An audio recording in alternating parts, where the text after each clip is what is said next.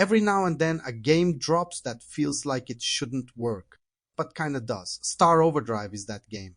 Imagine if Breath of the Wild, SX Tricky, and a 90s cassette mixtape had a baby on an alien planet. Now give it a hoverboard, a keytar, and a sprinkle of sci-fi loneliness. That's what we're diving into today on Veteran Game. Let's find out if this indie odyssey is the next cult classic, or just another ambitious clone. Star Overdrive opens with Bios, a gravity board-riding spacefarer, crashing onto the alien planet Cibiti in search of his missing partner, Noose. What follows is an open-world journey that borrows a lot from Zelda's playbook. Think climbing towers to unlock the map, finding cassette tapes as shrines for puzzle rooms, and slowly unlocking physics-based powers tied to your keytar weapon. But here's the twist. Your main way of getting around isn't climbing or gliding, it's hoverboarding. And honestly, it rules. Caracal Games nailed this. Riding your gravboard is hands down the best part of Star Overdrive. It's fluid, fast, and shockingly skill-based. You can trick off dunes, boost from ramps, and chain stunts to gain momentum, like a blend of Tony Hawk, Wipeout, and Boat W's glider rolled into one. The board is more than just movement. It's tied to your upgrades, your crafting, your traversal, even your combat. And yes, there are time trials and races. Some are brutally tough. But when you nail a perfect line through a canyon at 80 miles per hour, it's pure serotonin combat though. That's a different story. You swing a keytar, yes, a musical keyboard guitar at alien fauna. While it sounds cool, the feel is pretty janky. There's no enemy lock-on. The hit feedback is light and the enemy variety is super limited. Even boss fights, including a 6 sandworm chase, don't quite land the impact they should.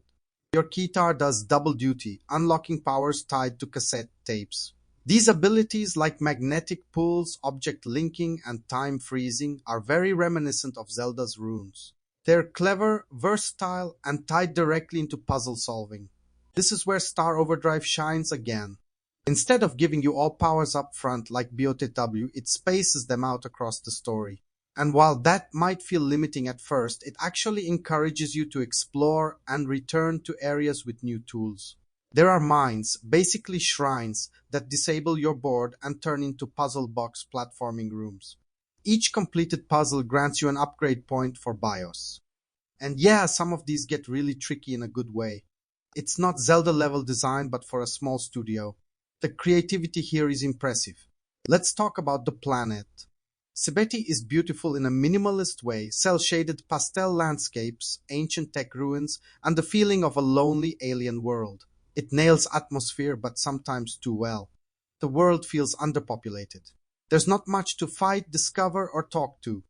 You'll often board for minutes at a time without much going on.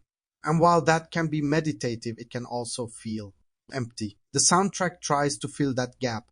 It's a VB mix of ambient synth, electric guitar, and cassette unlockables that fuel the game's audio identity. That said, the rock tracks feel a bit out of sync tonally with the setting. Performance on Switch is okay, mostly smooth, though there are noticeable dips when flying fast or exploring dense areas. And the biggest issue, falling into water or pits constantly triggers a full game over screen. Not a respawn, not a quick reset, a dramatic you died moment every single time. It breaks the flow and becomes annoying fast. Also, the walking speed when off your board? Painfully slow.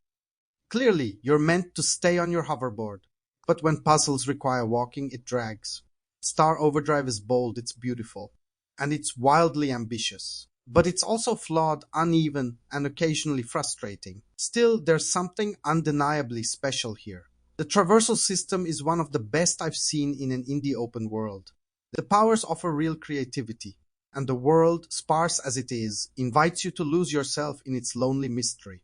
If you love Tears of the Kingdom and want a chill, sci-fi riff on that formula with a lot of heart and hoverboarding, this might just be your thing.